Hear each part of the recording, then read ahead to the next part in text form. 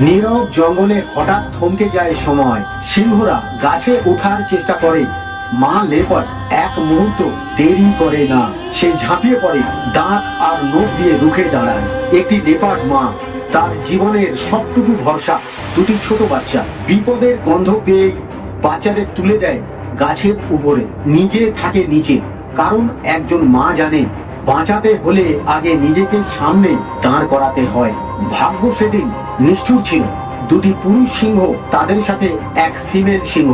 তাদের চোখ পড়ে গাছের উপরে থাকা ছোট দুটো জীবনের দিকে। কিন্তু শক্তির হিসাব এখানে একা মায়ের পক্ষে নয়। তিনটি সিংহ একসাথে হামলা করে। উপরে গাছের ডালে বসে থাকা বাচ্চা দুটো সব দেখছে।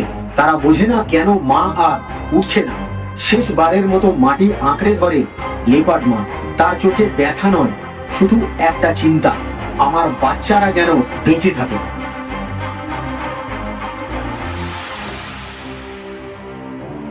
মা থেমে যায় ভয়ে, শোকে। পর মুহূর্তে জঙ্গল আবার নীরব। এই জঙ্গলে আমাদের শেখায়, এখানে শক্তির লড়াই চলে, কিন্তু মায়ের ভালোবাসা কখনো হার মানে না। অসহায়তায় একটি বাচ্চা গাছ থেকে পড়ে যায়। সঙ্গে সঙ্গে এই নির্দয় সিংহরা সেই বাচ্চাটির ওপর হামলা করে দেয়।